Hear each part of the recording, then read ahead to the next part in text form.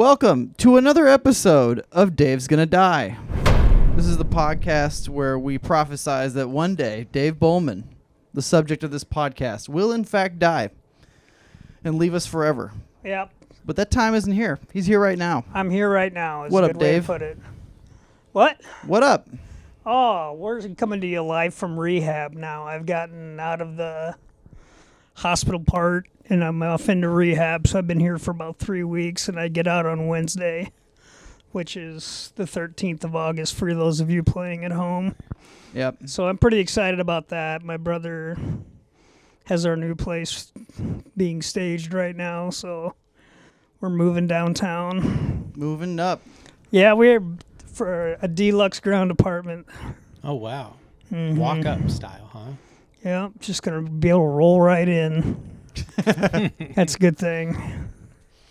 Are you going to miss it? Are you going to miss hospital life? It's kind of been my new normal for 3 months. Yeah, I mean, it's going to be here weird. For so long, you got Stockholm syndrome probably. I kind of do. Help isn't going to be a press button away. I got to figure out how to do some shit on my own and with some assistance. But for the most part, I'm definitely ready to go. But for the most part, I feel good physically that I can manage a lot of these issues. We'll see. My balance still isn't very good. I had to let's back up. So I got out of the bedridden stage. Yes, last time we saw you, you were one building over. Right. You were still bedridden. Yeah. Rehab was a ways out. Yeah. Yet. So when I got out, I had been in the hospital laying in a bed for 2 months. And so my body just forgot how to work muscular-wise. Sort of like being an astronaut. Yeah. Okay. Yeah. I have to relearn how to walk. I have to relearn, motor skills that my grip strength is non-existent. So there's just a lot of things I've had to go through. Occupational therapy, which is more the functional side of things, and then physical therapy, where they're putting you through testing and whatnot to get you stronger. So, and for the most part, it's working. I see progress all the time. So, but you're to the point at which that all this is basically physical maintenance on your functionality rather than like, hey, we got to get Dave's insides working right. Right. That's pretty much a foregone conclusion at this point. I've got my internist here that I work with has referred my case up to Mayo, just to see if there's anything they can do. And then we'll see what they say. And if not, we'll carry on, I guess. I don't know. But How long did they send that out there? How long ago? a couple weeks. So he said it would take a while for them to decide. Right. So. So you got here to rehab. Yeah. To work on getting functionality back. Yep. How's functionality now? It's really good, except my balance is still not 100% there. Mm-hmm. So, and I have a hard time going from a sitting position to standing just because of the muscles involved. But there's a certain height at which I am okay. Yeah. So this chair is a little low, and I generally need a boost from somebody to help me get up. But once I'm up, I'm okay. Yeah. And I'll definitely have enough mobility to use a walker in my own apartment and that kind of thing. It's not going to be a problem. Has it been coming back kind of more quickly as you've been in rehab? Yeah, it comes back. It's come back quicker than I thought. Because when a nurse downstairs told me that for every day you're in the hospital, it takes 2 days to recover. Wow. I was there for 2 months, and Yeah. I'm thinking, no shit. I'm going to be well into October before I go home. So when they told me August 13th, I was like, cool. Yeah. All right. And so I've got between Shyla, my brother AJ, and various other people, got a lot of resources I can call on. Yeah. Shout out Shyla. Yeah, AJ, definitely. Kurt. Yep, definitely. Because that's their biggest concern is that I'm home alone. Yeah. Gonna have to get a little life alert. Might have necklace. to. I have thought about it, to be honest with you. I was watching Better Call Saul rerun, and what's Carol Burnett had one on, and I'm like, hi, that's not a bad idea. Things I'm jacked about. I have to get a different car, so I'm getting an SUV that is the right height and all that kind of fun stuff. Hell yeah. That's So I'm a fun excited perk. about that. Yeah. How's taste? It's coming back. Yeah. It's almost all the way back. My problem right now is appetite. Is it farther than? I'm trying to think of at what point during the chemo it was like really, really good. I feel like it was fairly quickly you kind of lost taste with chemo. Oh yeah. Is it more toward those beginning stages of chemo or even farther past that? I'm fine from an Okay. eating standpoint. There's Sweet. very rarely will I have something where I'm like, ew, that doesn't taste good. Mm-hmm. But for the most part, I can eat whatever. Well, you look like you're still getting some food down. Yeah, thank you. Part of that, like my belly gets really distended because I have a fluid buildup as a result of my liver. And so once a week I go downstairs and get it drained. And if you can imagine, they're draining anywhere from 8 to 10 liters of fluid off my belly every That's insane. Tuesday. And do they just stick a... They literally stick a needle in, and then they hook it up to a machine and just... Whoa. Yeah, That's wild. it is wild. I've had it done several times Did now. they press on you at all to get the pressure No, up, or they does it tip ju- you. So they tip you on a side, and then the fluid all goes there, and they just drain it like you would anything else. It's like when you have to get the methane out of a cow or something. And they just- They just take that down and pour it in the river. I asked them what they do with it. And they just said we just put it in, or run it through a faucet, Whoa. go down. So yeah, someone in St. Louis is drinking my. Yeah, right. Much like the nitrates, they don't filter it out. They just dilute it enough. Just a that little. it's Just a little. acceptable. There's a little Dave Boelman waste in there. oh no. I don't know. I haven't asked them to see the fluid at all, what color it is or anything, but they claim it's anywhere from 15 to 20 pounds that they take off me at that point because they keep track of everything here. So So what day of the week is that done? Tuesdays. Tuesday. So you're almost up for one right now. Mm-hmm. Heading up towards a drain. Yep.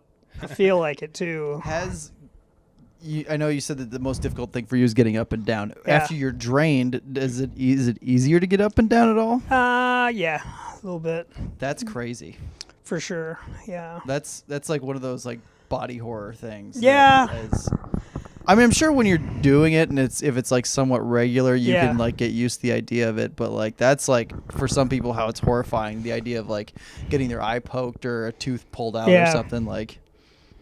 They should almost install like a permanent can. drain plug on there. Do they? They can. They Yeah. can. There is they don't like to do it in this, like, it's kind of a last resort thing where you have essentially, it's like a colostomy bag because it can get infected. And then at this point, I can't really fight much infection. So if I get infected, just one more shrimp on the Barbie of health problems that I've got. So You're just gonna keep Neosporin in your pocket at all times if you get like a paper cut. there you Make sure go. nothing happens. Yeah, it's nuts. We're like, we're gonna keep paperwork away from Dave, so Yeah. we don't risk any infection. So last time when we were next door, you Yeah. were saying you had a plan that you were going to try to talk to the doctors about reducing your food through the tube because Yeah. you wanted to wean back on. Did your plan work? Yeah, Nice. yeah. They stopped feeding me through a tube, and then I went on an IV for a while, and they reduced that over time. Because I explained the logic of it. I go like, make me understand this. Right. And so they did, and we subsided, and then I came here, and I've been fine ever since. So Dr. Dave, That's right. giving advice to the medical professionals. You know, you really can just do your own research. You can, or just apply some logic to the situation and say, okay, if A equals B, then what am I missing? Well, yeah, I wasn't telling them they were wrong. I'm just like, what am I missing here? Right. And well, it's nice that they were willing to listen. oh yeah. I've had a few occasions where I've had to ask the right question, the right way of the right person, in order to get something done that I wanted. But for the most part, the staff's been really good, so no complaints. Yeah. Well, we usually do how's Dave's looking, but Dave, why don't you look at the camera real quick there, because there's something new, something that wasn't there before you started doing chemo, and that is a little bit of a mustache. A little bit. I haven't shaved in 3 months or so. You haven't shaved anything, or just you left this? I left this. I shave this every once in a while. It's like, hey, I'm gonna grow a stash. What the hell? Yeah. It's debatable whether it belongs there or not, but I think it looks great. You have like a little bit of like a prison toughness about you right now. Like sure, yeah, bald and you're doing time. Yeah, your hair is coming back with a vengeance. Is it? I mean, I see the firm hairline. It's stubble. It's been stubbly though for weeks. Oh, That's really? what concerns me. Not concerns me. If I'm bald, I'm bald. So be it. But right. it's not. It's Wouldn't that be a drag? You know? yeah, right. No. What's funny is that I did have just shaved it, but I had my own mustache for a minute. Yeah.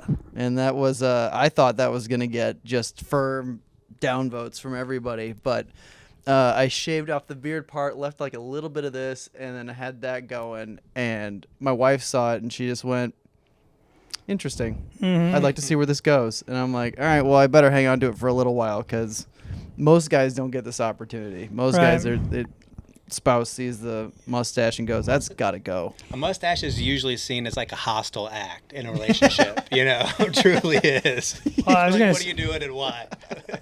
See, Pope actually shaved today. That's the ironic thing. Yeah. It's his 5 o'clock shadow. Yeah, this is just literally just a few hours.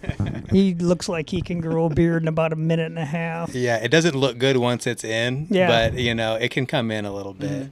Yeah.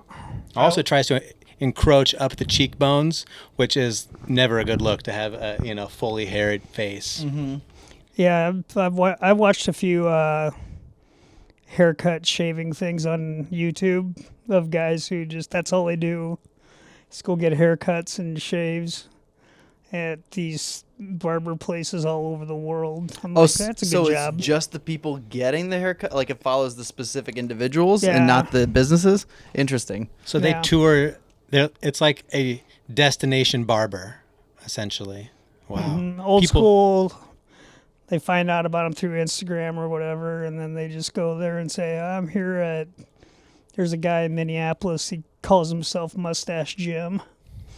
And he's got that old-timey, what do you call it, Yosemite Sam mustache.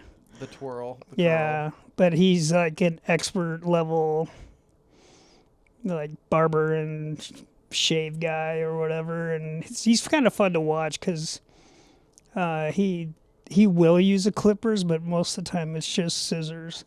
So he's doing like super tight haircuts with just scissors. It takes some skill and experience, but anyway, I watch those. That's been fun, is my YouTube rabbit holes, because you literally have nothing else better to do. Yeah, I think I've seen everything on Netflix and Hulu, so now I'm on YouTube. Did that influence the mustache? Was watching No, those? not at all. Oh, okay. Not at all. But this is just laziness turned into a mustache. I mean, that's how all of them work, technically. Yeah, pretty much. In my case, it was like, I let it go this long. I'll just keep it going. Yeah, you might as well. Hell yeah. Yep. So what's the snack you've been enjoying the most while in here? Snack? You have for a long time you've been doing the core power things. You got the Yeah. Pringles over there. What's been the go-to that's been pulling you through your term? I don't really snack that much. I mean, those 3 cans of Pringles have been there a while. Mm-hmm. The Cheerios are more for my granddaughter when she comes to visit than me. I was gonna say when you're babysitting your granddaughter. Yeah, when she just comes and hangs out. They ask you, we're just gonna try to go out to dinner tonight. You want to watch the granddaughter? Just sit her in the No, I think my days of being able to watch her by myself are over. There's a lot of risk involved with me personally, so I'm like, Sure. You don't want to have a toddler. Mm-hmm. I'd code out. And the toddler's just sitting there, okay. Grandpa's sleeping. Yeah, exactly. Poke. Yeah, I don't think that's a good idea, so it will not prevent me from going up there and hanging out. Oh, I figure that. What are you looking forward to the most for getting out? That, just being able... I've told Kurt, he asked me... He kind of went down that bucket list. Hey, what trip do you always wanted to do? This, that, and the other thing. And I'm like, really? I just want to... There's 2 restaurants I want to go to. One's in Napa Valley and one's in Chicago. Culver's. Yep. Cod sandwich. Hell yeah. Yeah, that's what I was looking at. No, I want to go to the French Laundry out in Napa and then Alinea in Chicago. Those are 2 big ones. What do they specialize in? They're both kind of similar in that they don't really specialize in a type of food. Okay. It's more like it's really hard to describe. They're both of them are course dinners. You're not ordering off a menu, so they just start bringing stuff out to you. Mm-hmm. And they'll take something and spin it so like you don't know what's coming next. And they're really creative with how they plate things and how some cases how they cook it. Mm-hmm. So is there like a head chef that you're aware of that you're like, this person is doing something special that I want to try? Yeah, Thomas Keller is probably widely considered the best chef in the United States, if not the world. And he's the French Laundry. In terms of reinventing and rethinking French food, because he has a French cooking background, but he took it in a whole different direction. And then one of his proteges is a guy named Grant Achatz. I think I'm pronouncing his last name right. But he's at Alinea in Chicago, and for a 2 or 3 year run there, they were voted the best restaurant in the world. And their course dinners can go anywhere from 18 to 30 courses. I mean, but they're, little bite-sized things and stuff you're not expecting. And there's a great, if you ever watch the Netflix series Chef's Table, they usually have these chefs on it. There's one on Thomas Keller and there's one on Grant Achatz. And both of them are, stand out. Another one in New York, I'm not as dead set on going to that, but it'd be cool to go to Le Bernardin, which is a seafood focused restaurant in New York that Eric Repair. They've been 3 Michelin. These are all 3 Michelin star. That was actually my next question. Are these Michelin rated? They're all 3. What kind of a ticket price do they put on a multiple course meal in Napa? I mean, it sounds crazy expensive. Are you doing wine pairing with it? Absolutely. Yeah, you have to. If you're going, you got to do it. Yeah. Whatever you're doing for this. My guess would be around $1,000 per head. Ooh. Yeah, once you start to get the wines involved, then you're... Yeah, I'm guessing. I don't know. I would not be like, if my brother and I went out to Napa and we did this, it would not surprise me if we get a $2,500 bill out of it. Sure. Wow. Yeah. Have you done the Chef's Table here at Oak Park? Not at Oak Park. I've done it at... I've done the tasting menus at Harbinger several times. I haven't been to Oak Park yet. I plan on going there when I get out. I don't know if you guys knew this. Tommy Morgan Jr. Took his level 3 SOM class out in Vegas. He should be finding out if he passed it here in a few weeks, but I want to take him to Oak Park because I want to see him look at the wine list and do Tommy Morgan things. Right. Yeah, I'm not sure how much you've been keeping up with that group chat that... Old campaigner? Yeah. Yeah. Just constant food pictures from Tommy. Just meats. Yeah. Pastries. Yeah, he's into everything. It. He's into it heavy, and not to talk about him when he's not here, but he's one of the more interesting guys I know because he and Alex Carter kind of share this where if they decide they want to do something, they want to learn everything about it. And so when he decided, I'm kind of interested in wine, I now know everything about wine. I mean, there's like one step more to being, he can work in any restaurant in the world as a sommelier. I think I can't remember what it's called. It's a French accreditation, but there's a chef here in town that has, I didn't realize how big a deal it was, but he's one of a few, there's like a French academy of chefs. Mm-hmm. And then there's like this next level of like, these are the grandmasters. There's a guy here in town that's a grandmaster. He went through the coursework and got judged, and they do it once every like 3 years. Wow. And he passed last time, and I think they only take like as many as 5 and as little as none. You have to be that good. Wow.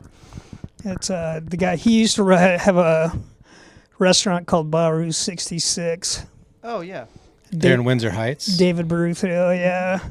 He's got a course dinner restaurant here in Des Moines now that I'll probably hit up just because I love his cooking. He's phenomenal. I didn't realize how good he was until I was watching something on Netflix and it talked about this and how hard it is to get it. And I go, wait. Because that's why Barutho was making a big deal out of that. I thought he was just kind of tooting his own horn there a little bit, but nope. The world agrees with him. How many people across the country have what Tommy's going for? I have no idea. Okay.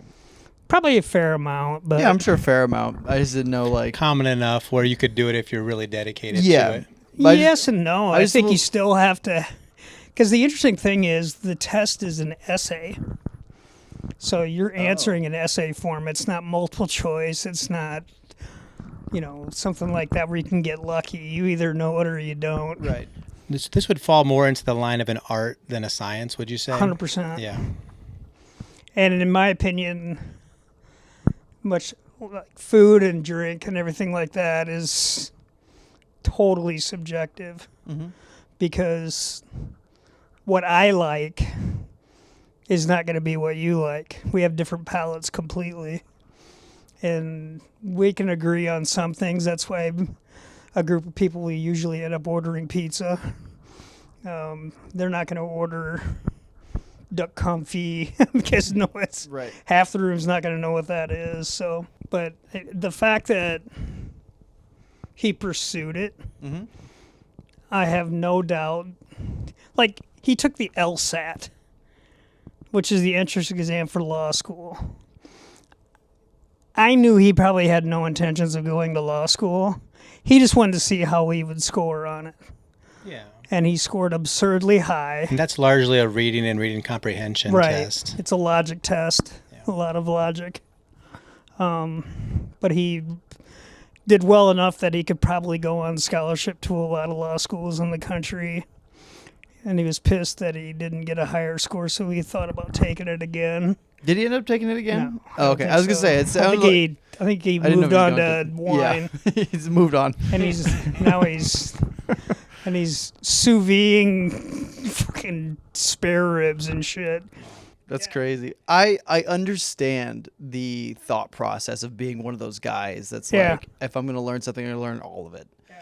I'm not necessarily one of those guys. I like in graphic design, stuff like that. Like when it comes to a program, I learn the basics. I learn everything. I have a understanding of how most things work. Right. But then when I want to do specific larger things, I'll just Google, YouTube, figure out how to do this thing, and eventually it'll all build up and I develop whatever. But like, yeah, going into something and just being like, I'm going to learn everything and how it all works, and that's another level. I'll do that in like mini doses. I'll be like, I have to learn everything about this tonight, and tomorrow it's on to this. But, but for the next, few your hours, attention span sounds like mine, Pope. It is. My knowledge base is admittedly an inch deep and a mile wide. I know a little bit about a lot of things. Mm-hmm.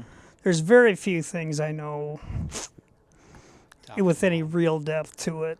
But my hard fixations are usually entertainment based, and they will be about something specific for a long period of time, and then that will just drop off a cliff. Yep. Like, I'm still waiting for at some point this wrestling fascination of mine to just drop off a cliff. But for right now, I'm watching shit from the 80s and the 90s and today's stuff and all over the place. And I've fallen off a really deep rabbit hole lately with these guys running ultra marathons, and I've just been watching. These guys are running 100+ miles in a day, and so I'm just trying to study these guys and see what is wrong with them. Right. Because they're all so normally presenting like a lot. I mean, they're sort of quirky people. Yeah. But they I'm really just trying to like psychoanalyze them to say like what specifically is broken. There's a partner. There's a partner that I worked for, Ernst & Young, who ran ultra marathons.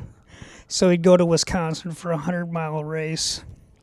And it's cross country. It's not like flat. It's he's running on trails and shit. And he came back from that, could barely walk. His feet are a mess. Yeah. And I'm like, why are you doing it? What's the point? He says, I have no idea.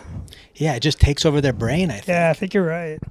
I think it's the same fixation people have on, skydiving or something like that, where they feel like they're putting themselves in a little bit of danger, but they push through it. It's a mental exercise for them. Right. Yeah, I mean, we all do stand up. Like, what? A lot of us know we'll never become famous, or for a lot of people, they know deep down they'll never make a living off this. No. So it then becomes a question: why do you sit through 3 hours of an open mic 4 nights a week and keep working on this? And if you ask them, they'll be like, I don't know. I can tell you why I do it. Why? Love of the game. Sure. I love watching a fairly established comic go up at an open mic. And established would be like you two guys. Mm-hmm. You've got a reputation. You're getting booked. Some of the right people like you. Like, you work with Dante a lot. You work with Bush a lot. And those guys have been in the game for a while. And if they're like, it's my guy, then that means something. So when you go up and you have a new bit and it works, even if the crowd's not laughing, but something there. There's something there. Yeah. I love that. I love watching new people get better. Yeah, that's true. I get annoyed by new people who do the same joke, hoping it will finally land, and it drives me nuts. If it didn't work the first 5 times, it's not going to work now. I think you and I get frustrated with new people for the exact opposite reasons, which they're both issues, but like bringing the same joke back every time. And then I get frustrated with a brand new person going, I got to do a new set every time. I'm like, no. You had something last week. Keep Remember working on thing that. that worked last week? Yeah. Try that again. Now I feel rework it. I feel underqualified to give anybody advice on their bits. Oh yeah. No, I always but every once in a while like Megan Ellis had something she said at an open mic one night. It was the first time I've ever heard her say it. Mm-hmm. And I was like, God, there's a lot of meat on that bone. Yep. So I just went up to her and I said, keep grinding on this joke. Yeah. That stuff's valuable too. Just like somebody saying one thing to you is like, oh, I'm going to think twice or three about this thing. Yeah. Because I was like, you have these examples, or you're making these analogies or whatever. Get absurd with it. Get, throw something in there just for the hell of it. See if it works. Yeah. I always tell people just take it to the silliest place possible. Yeah. Like, what's going to be a structurally sound joke. Now, forget about that for a second and just go, what does your brain come up with right now that makes no sense that makes you laugh? That comes off of this topic. It's extremely valuable just telling somebody who maybe bombed a premise that sounds good and it's like, oh, maybe that's just not working right or whatever. Telling someone that, hey, there's real potential with this bit means everything. AJ Simmons told me... He's a great critic. Yeah, he told me, this is back in the last laugh days, I had a bit that just got nothing. Yeah. Absolutely nothing. And I was like, before I got off stage, I'm like, I'm scrapping this whole thing. I sat down. He goes, I know it got nothing, but he's like, I think there's real potential there. And that bit became my closing bit for like 6 months. Yeah. You know how I used to have that rich guy persona on stage, and I would break up my set. If I was doing 10, 15 minutes, a longer set, I would break it up with relatable. Yeah. And just absurd shit. And I got away from that. Instead, I started going to the crowd, and I would ask a question about the joke I was going to tell. Like, what's your favorite tax code section? Because I knew I was going... That's my favorite bit of yours. It's like just going into tax material, so I start there. But it's not really crowd work, because it's more just a way to get from point A to point B. Yeah, it's just clever transitioning. Huh? Yeah. Because you have a direction in mind still. Yeah, oh, yeah. I think that's what frustrates me with current crowd work, is a lot of people like don't have a direction with initiating crowd work. They just do it to initiate it. Yeah. Whereas like you have nicknames. Yeah. And that leads into a bit. Right. And like I like that it like they go somewhere with that. And the you do that?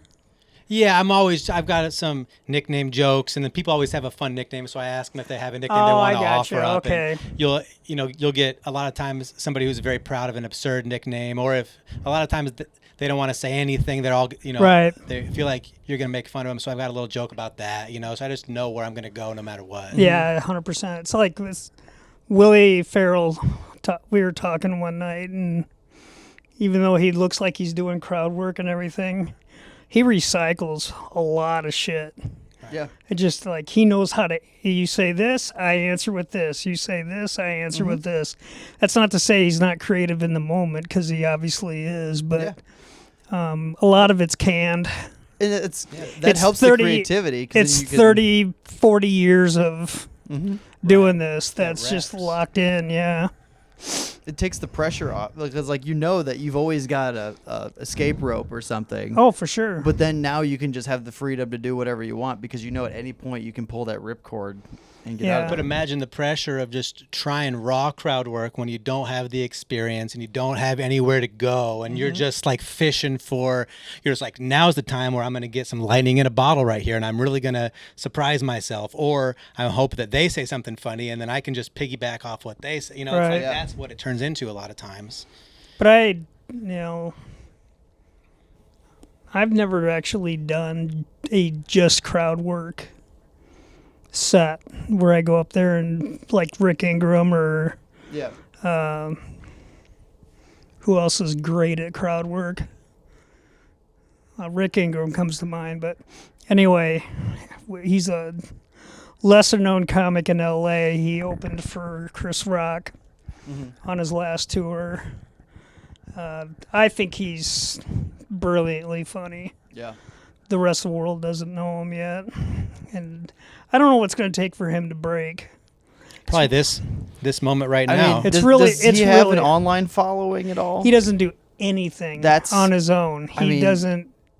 He's kind of that married guy with 2 kids that he's a regular at the store. A working comic. Yeah. And he works 5 or 6 nights a week at the store. When he's done, he hangs out for a little while, but then he goes home. But I've been watching him I think I've caught a set every time of his, at least one every time I go to the store. He's the name on the set list that I'm like, I gotta go to this show because I want to see Rick. Used to be that way with Brody Stevens. Mm-hmm. I just went to shows with Brody. He called me Patton Oswalt all the time. He had like 3 different shows.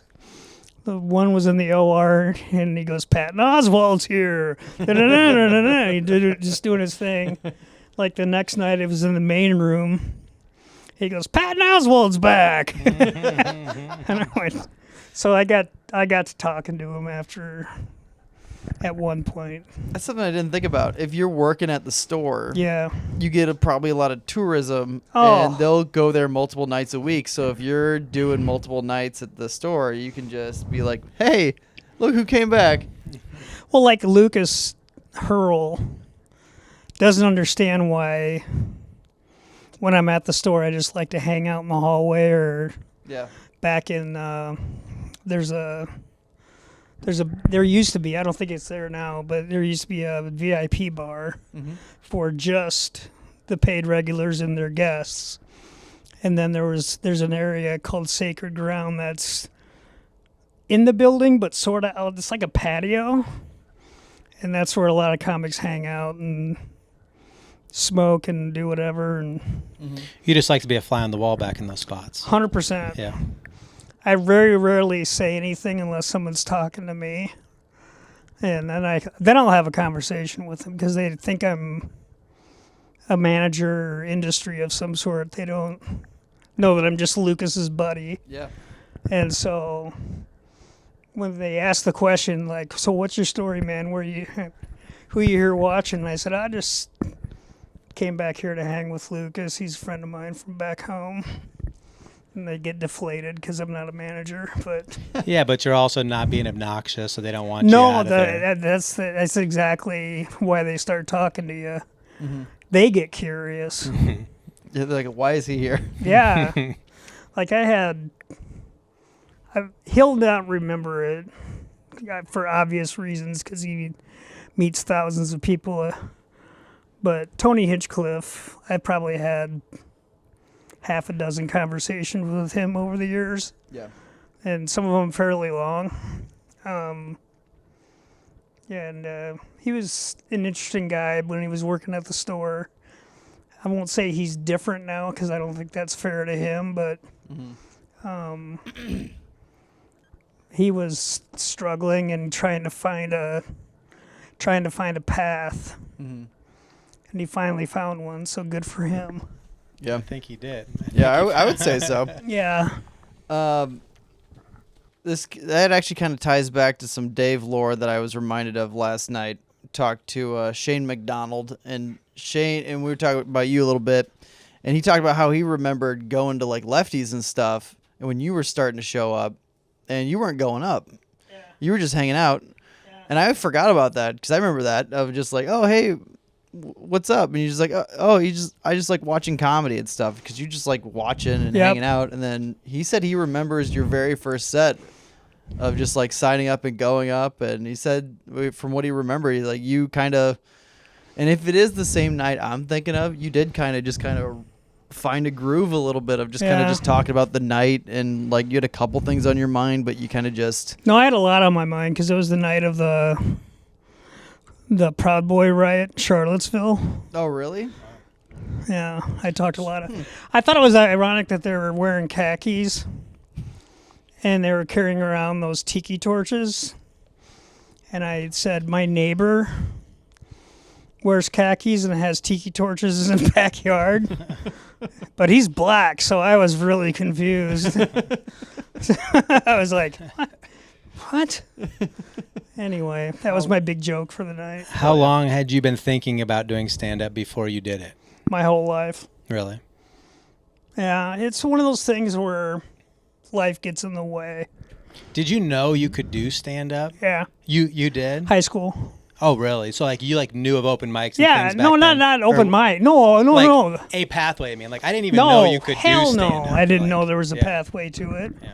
And to be honest with you, in 1990, there probably wasn't one. yeah. You had to move, Right. And you had, like, Lucas Hurl did something extremely ballsy, in my opinion.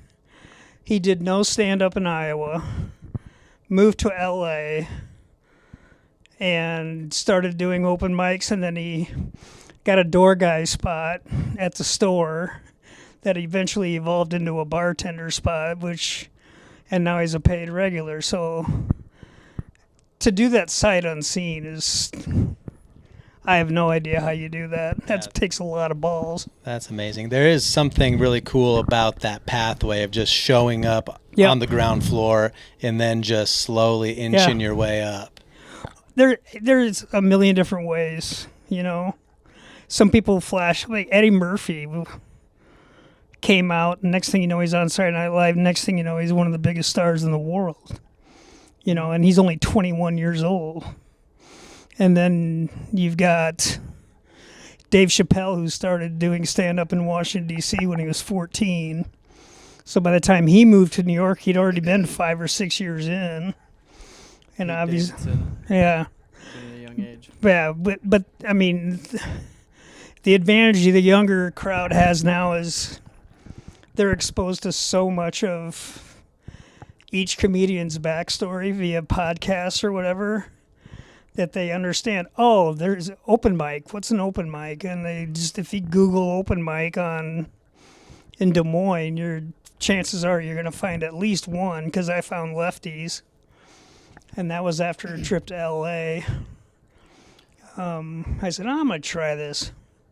And I went and watched a few times, and then I went up. But Yeah, now that I realize it, I don't think I looked up open mics initially, because I had a background in improv. Yeah. So when I moved here, the first thing I tried was an improv audition, because I looked into like comedy in Des Moines, and they found Last Laugh, and they had an improv cast, and they're like auditions, and I'm like, I went to Allstate, this will be easy. It wasn't. I did terrible. Yep. And so then I was kind of sat on my hands for a little bit, and then I was working with a man named A.J. Simmons at the time, who was, and we were at a party, and we were talking about just like, oh, might try stand-up.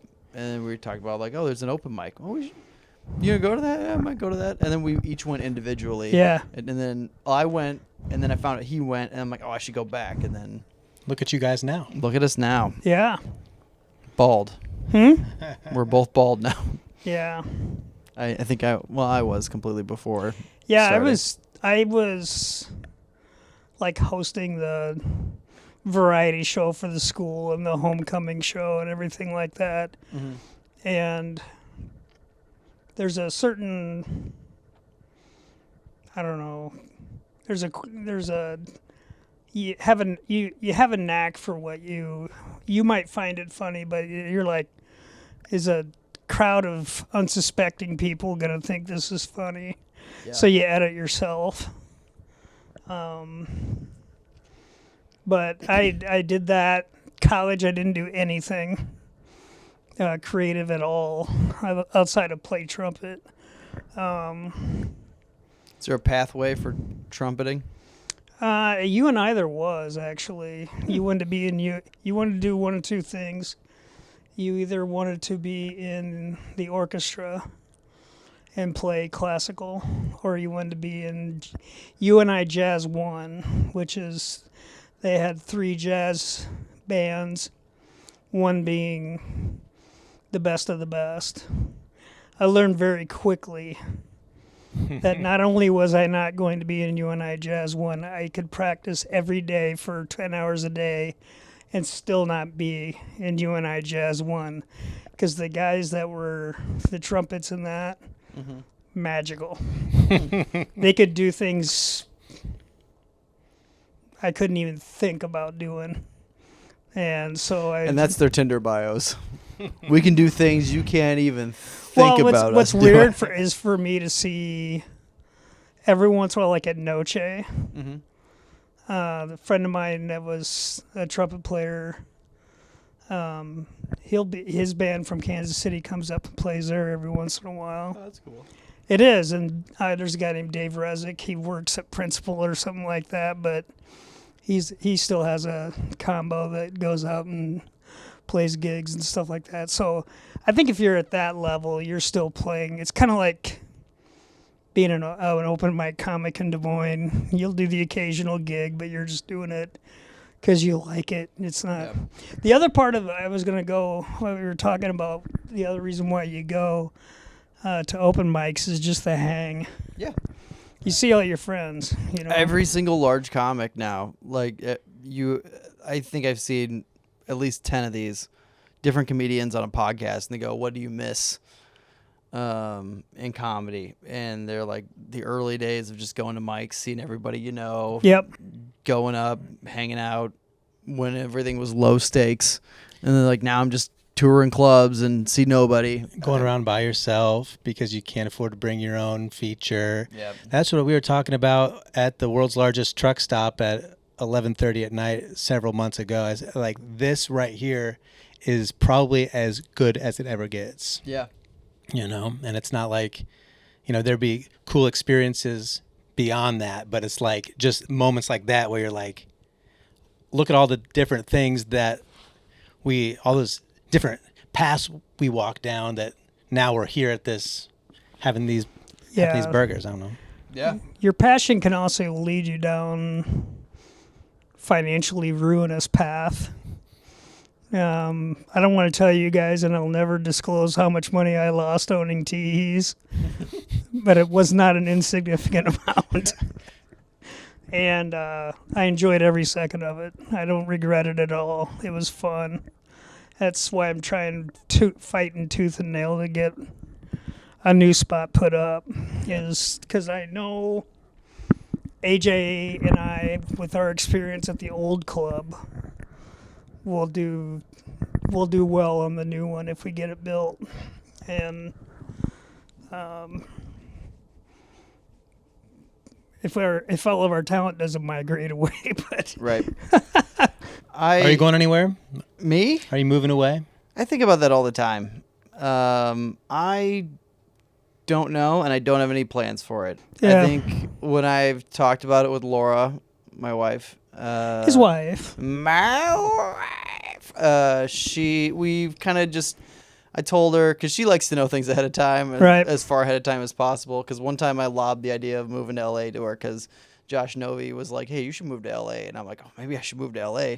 And Laura was like, just chill out. And I'm like, all right. But I think I'm at the point where, you can do it anywhere.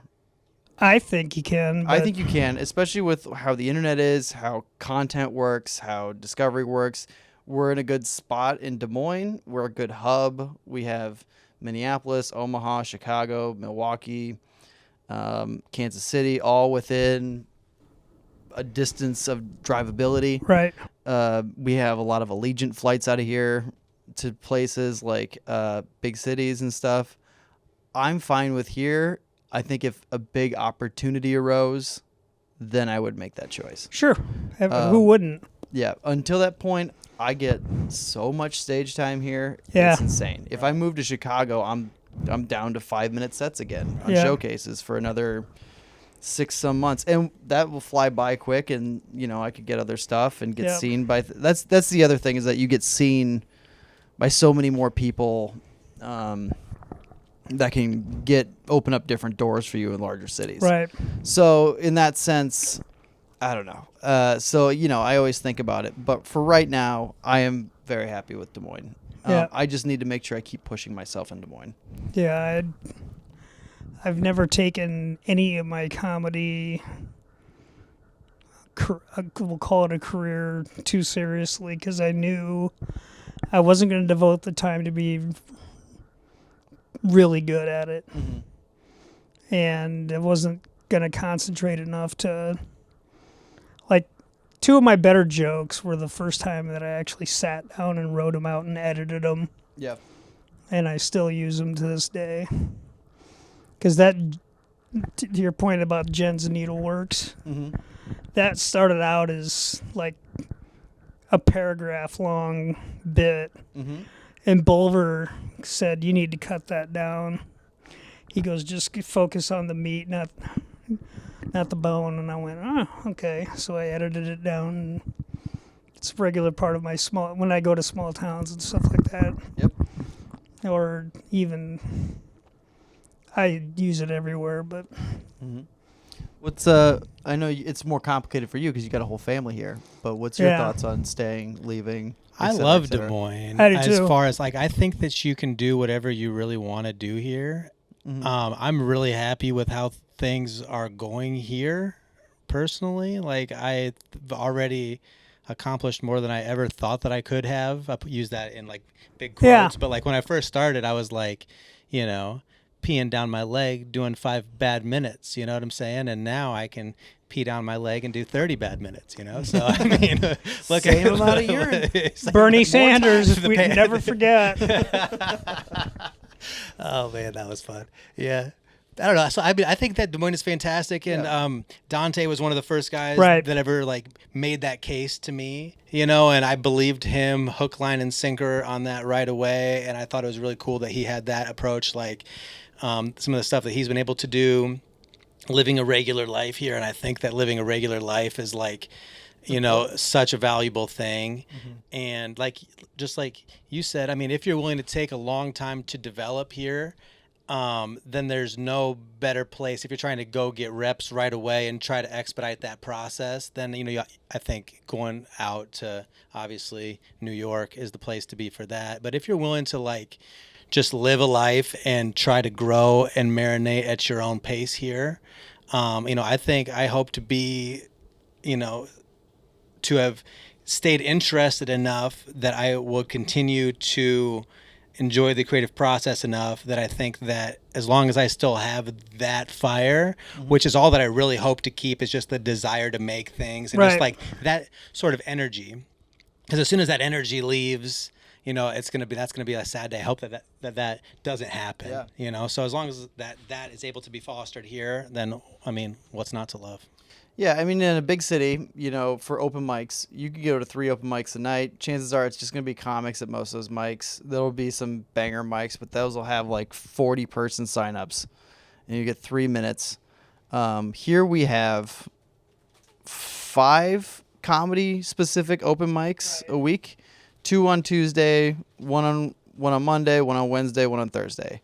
And most of those, we'll say most, have a somewhat regular expectation of an actual audience along with comedians. So you are still getting, you know, you're not being able to just manically jump on a train and go do 3 mics a night and work on one set and really refine it in an evening. But you do get valuable time here.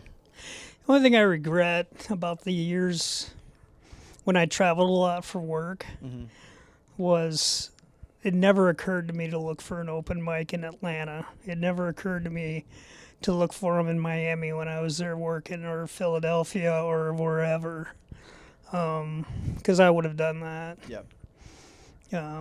Cut my teeth in Atlanta. Sure. Yeah.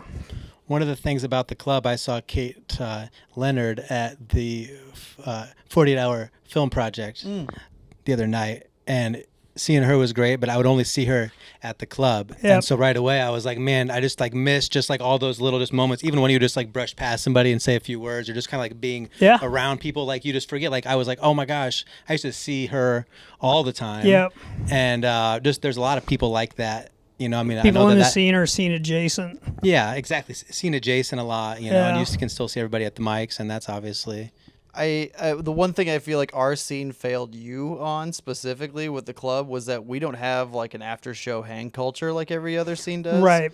And so I was like, because like those last couple nights of the club being open, I feel like that was what you were really hoping for with this. Oh, yeah. With just like people hanging out late and stuff. So if we do manage to get that new spot, or even I'm just going to start working on it now, just after shows being like, hey, you guys want to go do something? Or you guys want to hang out, and start building that into the scene of actually hanging out? Because there are a lot of headliners that come through here. They'll do a show, and then they'll be like, all right, what are we doing now? Yeah. And then I'm like, well, I'm used to just going to bed now. What do you want to do? We can go to Perkins. And that part of that is my own fault because I'm a night owl. And so for me to stay up till 1 or 2 o'clock is no big deal. Yeah. But for comedians, that should I mean, because if they're going to go to another scene and then they're going to disappear, it's going to really confuse all the other comics there because they're also designed to be night owls for the most I part. was going to say, the only one I know of that's publicly said that he didn't do that was Sebastian Maniscalco. Really? Yeah, because he worked. He was a waiter at the Four Seasons, which is no joke, big boy.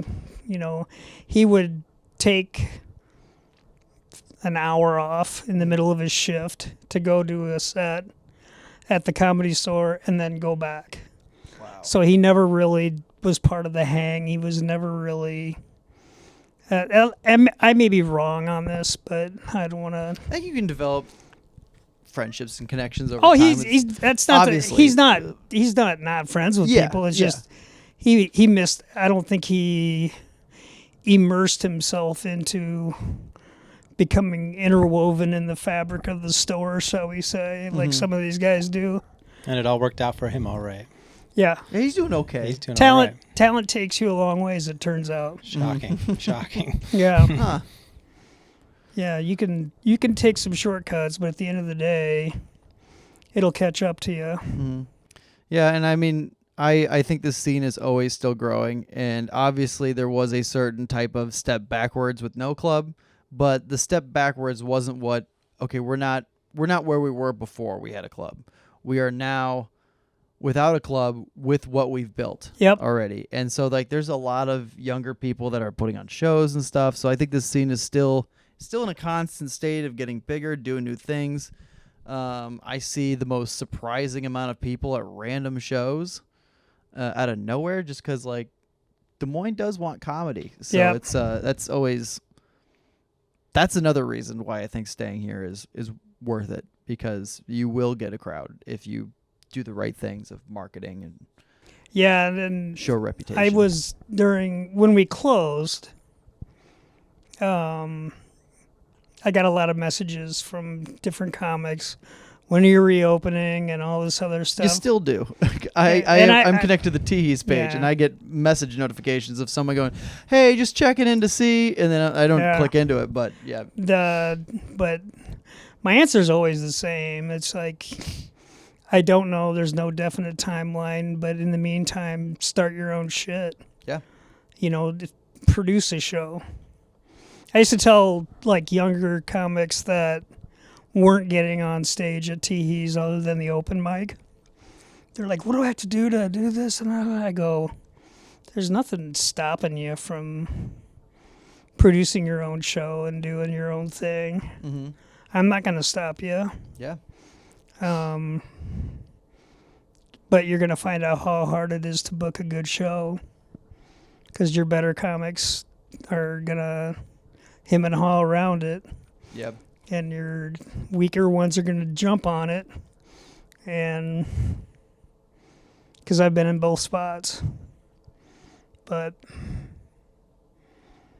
yeah, I don't know. It's I think the hang is important. Yeah. Because you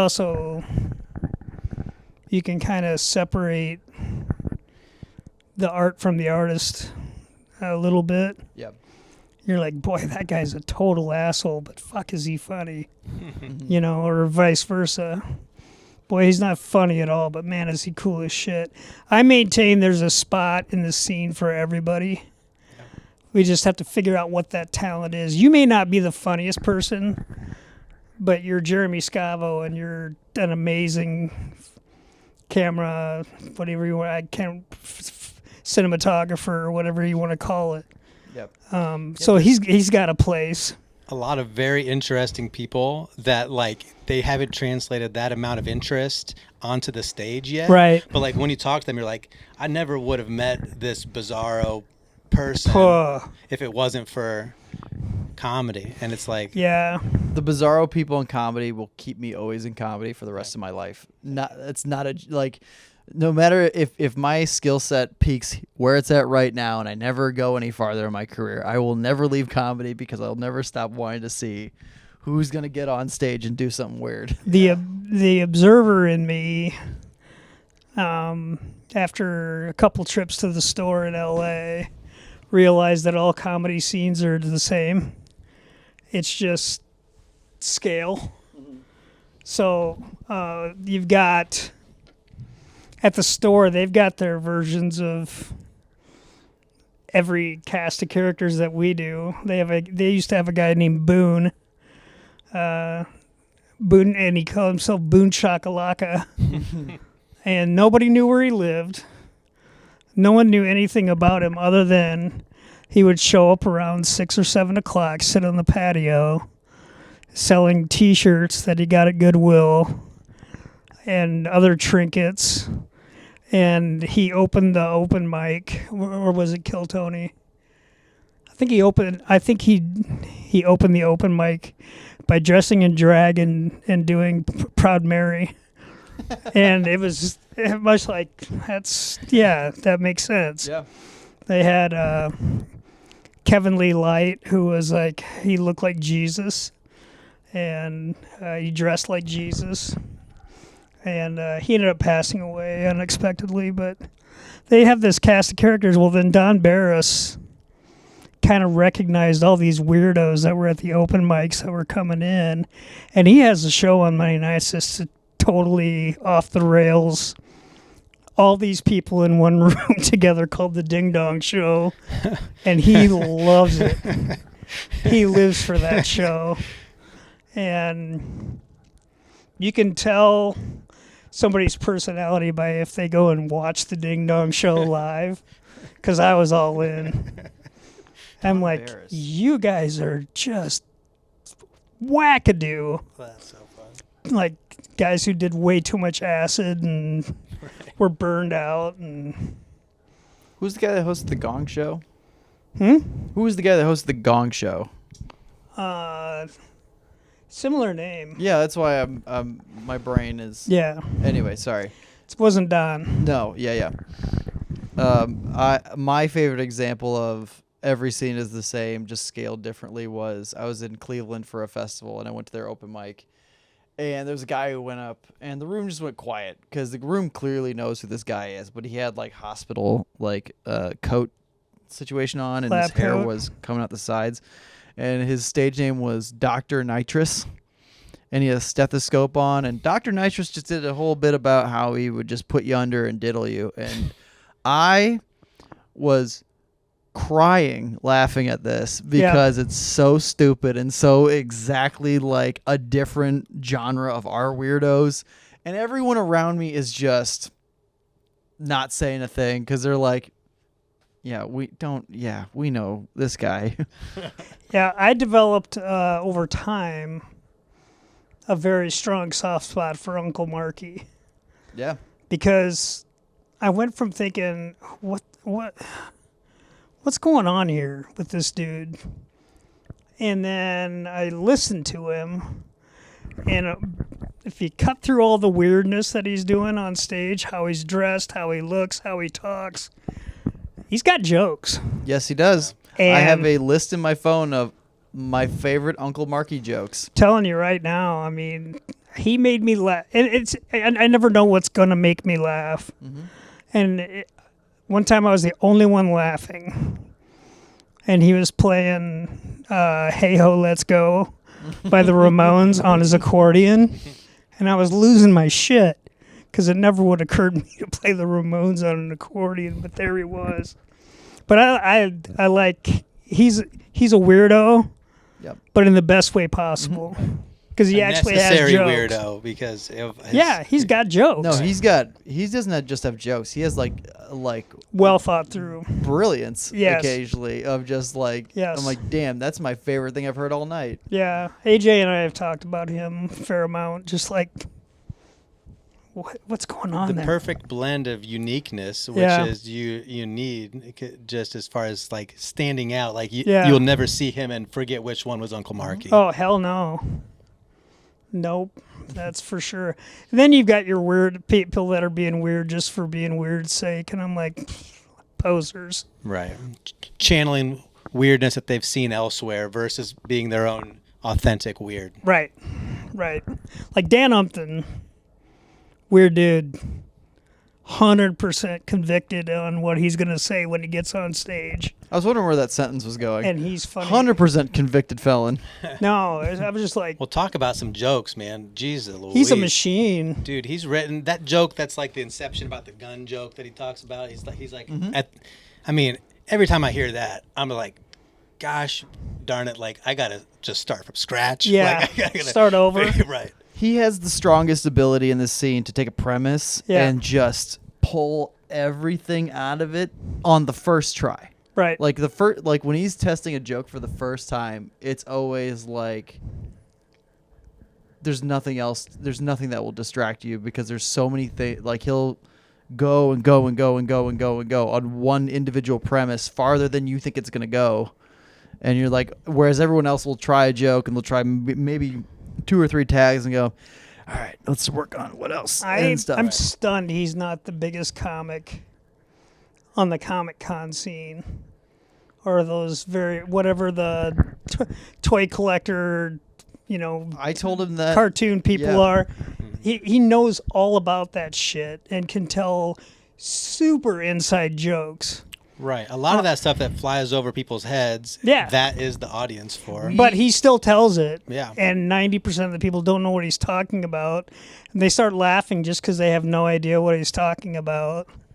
Or you can feel what the joke is, regardless of knowing the material itself. Or the 5 people in the room who do know what he's talking about are losing their shit. That show that he put on at the Des Moines Con this year, it was like me, Bulver, Megan Ellis, Alberto, him, Jorge, Damon, Mel. Like it was a big lineup, but That's like too many people. It was a lot of people, but like we all had very short sets and they're all specific to something. Like I did a brand new 5 as a drunk Starfleet officer. So Sweet. It was a bunch of just Star Trek jokes that were deep cuts, and he was dressed as Doctor Doom. And like, a lot of people were like a character, and it went gangbusters. It hit. And so I was like, this has to happen everywhere. Because you're speaking their language. Number one, you show an interest in what they have an interest in. Number two, and those are all funny people, so it's bound to be good.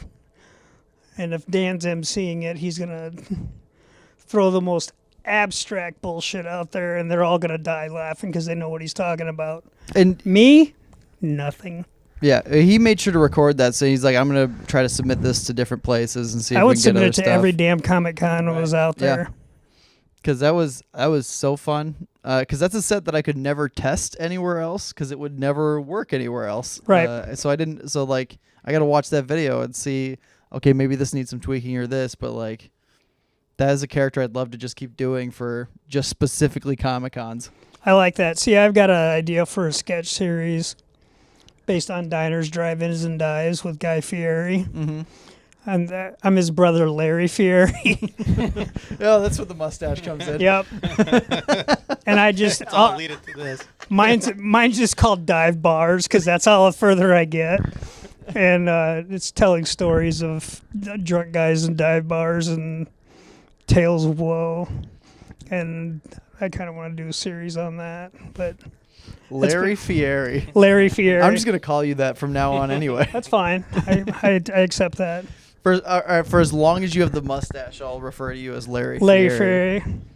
What was my stage name there for a while? I was hitting him with the Roo. I can't remember what it was, though. I don't know. Dave's stage name. I had one for a minute. Before I got sick, I was like, I no longer want to be Dave Boelman. I want to be known as this.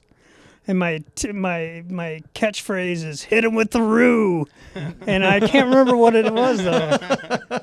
It had to be cooking based. I don't remember this. Somebody brought it up with me. Oh, what's his name? Kid from Perry, Benji. Oh yeah. Yeah, little bit of blue. Bit of blue. Yeah,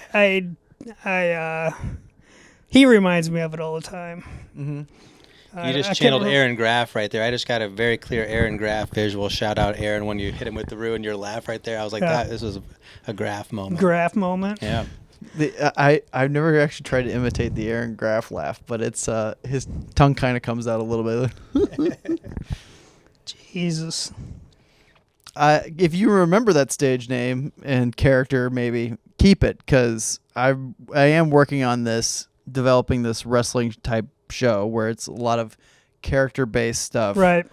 And a lot of people have. I don't want to spoil anything, but there's some really good ones that people have come to me with ideas for that I think are incredibly funny.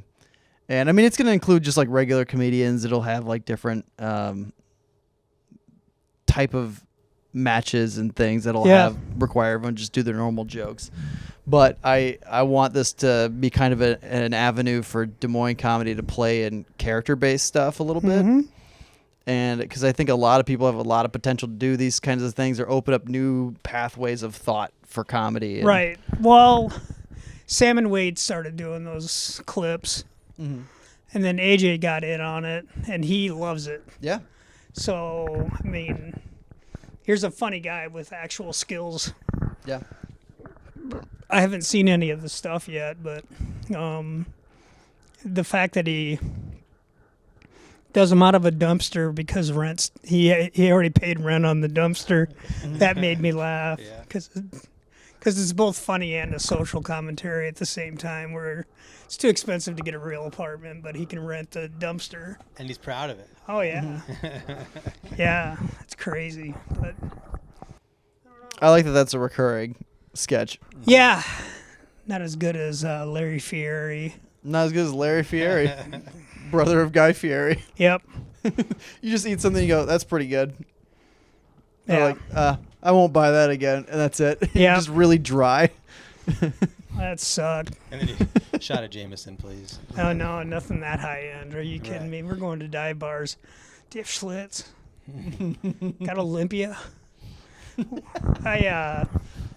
Got any expired Olympia? That's Yeah, all I right. drink. Mickey's Big Mouth. What are you about to throw Schmidt out? Big Mouth. Right. Yeah, I had me and my roommates went to a Western Illinois game. You and I was on the road, so we went to Western Illinois, Macomb, Illinois, and on our way down, we were drinking Schlitz Ice, and then we stopped off at a bar just because it had a Blatt sign in the window, and we're like, we're home, and we bought some Olympias off them. We were wrecked. I don't know how much we drank that day, but it was all shit beer. It was all terrible. It was just a thing that day. We're like, guess we're drinking this now. I have a new rule that is any vacation I take, we stop at a dive bar and just hang out there for a while. Yeah, that's what you do. Because, like, we went, when Laura and I went to New Orleans, we just went to this just random bar. And because we're like, oh, just get a sandwich or something. They're like, oh, this place has one. It's just down the street. We sat in there. We were in there for like 3 hours or so. They had like Jeopardy on the TV. Yep. The entire bar was just losing Locking. their mind. Yeah, everyone just locked in and went ham bone on Jeopardy. And I'm like, I want to just be here all the time. I think about that place more than anything else I saw in New Orleans. There you go. And that's a very fascinating city. That's an Anthony Bourdain level vacation. Yeah. Yeah. He maintains that that's the best way to travel. He goes, Because these bars just develop their own ecosystems. You know, Yes. there's the regulars and there's the regular routine and the rhythm of it. And it's just like its own world with its own rules, with its own laws of physics. oh, yeah. Hell yeah, it is. In walks Larry Fieri. Enter Larry Fieri. The room goes quiet. Yeah. Who's that guy? Oh, that's Larry Fieri. Guy's older brother. He's not as successful. Can you do that Western whistle? That woo, Wow, wow, Yeah. Hell yeah. All right, I think it's probably a good stopping point. Is I think it? we've hit the hour. Still 1 hour, here. 15 minutes over here, yeah. That's about average for podcast length. Dave, you got anything else you want to say to the people? I break out of here on Wednesday, so I'll be A menace. out and among you, On the loose. Shit. Keep your eyes out. out in the wild. You gonna well, since you got a walker and stairs are gonna be tough, you think what mics you gonna try to hit first I don't know. if you're going out there? I think the fewest stairs. AJ said he's giving me the Ellie Whistler treatment and gonna drag or Ed Burrows and drag my ass down Carry to you the down. beechwood. There you go. Yeah. Well, you got to go over to the newest addition to the Ridgemont. No stairs at the Ridgemont, There you I go. think. I'm in on There's that. like a level One change. little- yeah. But I think That's where they not- have it now, Well, I there's- can't. You're fine. Just when I say it's a balance thing. It's not a. I can walk. I can lift my feet and everything like that. It's just, I can't buy without an aid. So I need help Right. for now, anyway. Maybe for the rest of my life. Who knows? Who's to say? Yeah. I might be bald the rest of my life. Who knows? That would suck. No, that's the least of my concerns. But cool. I hope it comes back and it comes back very, very curly. That's my wish for you. Yeah. If the universe cares what my thoughts on the matter. Just a Gotta throw that Just out. a, Yeah. Just a wad. Yeah. It's just tightly. Just a SOS. Highly pubic. Incredibly pubic. very wiry. You got a Brillo pad on your head. Yeah. We'll just need a lot of conditioner. Yikes. All right. We're done. Well, that's the show, right? All right, well, thanks, That everybody. is. Thank you. Thanks, Dave, for showing up. Thanks to Ian Pope here. I'm Matthew Jacobsen. Make good choices. Stay in school. Don't do drugs. Or don't listen to anything I say. Bye-bye. Bye.